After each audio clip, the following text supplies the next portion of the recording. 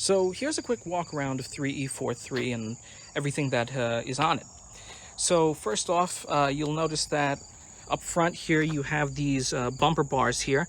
These are called KGT bumper guards, and they were custom made for New York City and custom made specifically for the Crown Victoria, and they were designed to pretty much push off bumps and scrapes and dings and anything that might come in the way of a New York City cab during its annual service. Now, as you can see, they don't do the best job because when you do push into something, they wind up damaging the bumper. But that's fine. It's part of the character of the car and something that I've always come to love about it. If you notice in here, you notice the blinking trouble light. That's part of the New York City upfit. And what that does is pretty much let the people know around them that, hey, the passenger's in danger, or the driver's rather is in danger, or maybe even the passenger, please send help. And that's controlled by a switch in the trunk, I mean not in the trunk, but rather in the side panel where the driver's knee is on the driver's compartment. So that's really what's up front. The most interesting thing up front here is that it still affixed the original taxicab medallion for when it was in service. The car was in service from 2013 to 2022. In fact, this was one of the last remaining cars with this medallion on when it came out of service, and is still one of the only remaining cars in private hands that has this style medallion. Up front, you can see some of the asset stickers for the TLC. This one was used to get into JFK Taxi Depot during the times that a cab driver needed to get in. Up here was the roof light, which was a symbol of New York City's cabs. If you ever see the light on, that means that the car is empty and ready for hire. If you ever see it off, that means that the car is already hired and has a passenger in it. Some of the decals on the side that you can see, some of these are specific to the 2013 and up, which was implemented in 2013, rather 2011 and mandated by 2013. These livery decals that were part of it.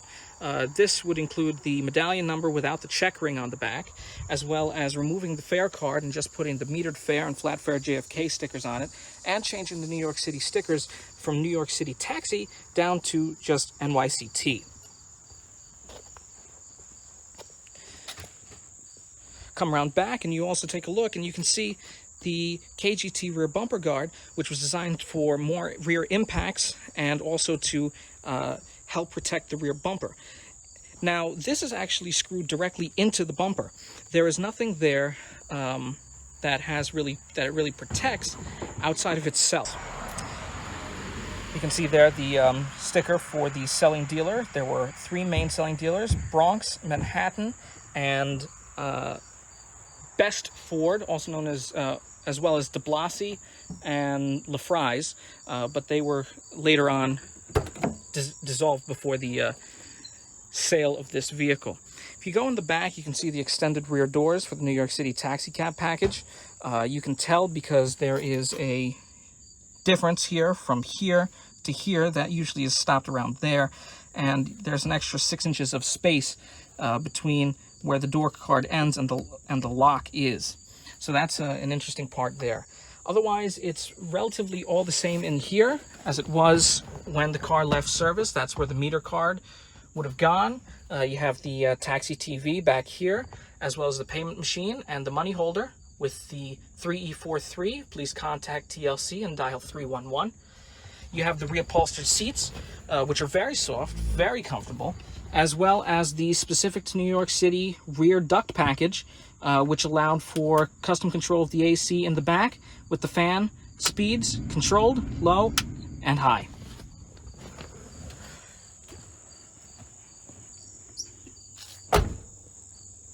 Up front, it's more of the same story, more things to take a look at as part of the taxi driver's life. If you look right down here, that button is the trouble light switch. That can just be undone. And inside, is your standard New York City taxi cab. You have your taxi meter right here that controls the fare, and you can control the extras and how much things are coming off. You have your turn, people crossing, vision 0 light, and you have your Trimble Echo LDX driver's information display, DID, or as CMT called it, the MDT. Back here you also have controls for the rear AC. This is the master kill switch for the rear AC in here. You have a radio. This is actually not the factory radio, but a radio from a 2005 Crown Victoria LX instead, because it has a cassette player, better output for the speakers, and a CD player as well. The car currently sits at 193,387 miles, with significant changes done since when I bought it at 187,000. A huge amount of mechanical work has been put into it, almost $2,200 worth of work, which is something I'll get into in a later episode. You also have the rear partition and divider, complete with the sliding rear window that locks. And for the most part, that's everything that's up here. Driving experience is relatively the same compared to a standard Crown Victoria, except for the very upright seating position, as well as a couple of interesting things that were specific to these New York City cabs is that they had these vinyl bench seats, which were for the commercial package. You had automatic dipping headlights, or automatic lights, which was not available on the P7B or the P71 package. And then you also had the wood trim that was put in for the commercial packages, but not put in for the P7Bs. So a couple of small nuances that these cars had compared to the P7Bs. You also here have your off-duty light, which is no longer hooked up. Those were actually used in the early 2000s when the car was still in service, but for this iteration it was actually never used. Otherwise, that is everything for the New York City cab. If you have any more questions, drop a comment, let me know, or DM me on 3E43NYC on Instagram, and I'll be able to take a look, answer every question that you have, and hopefully help you through. Take care.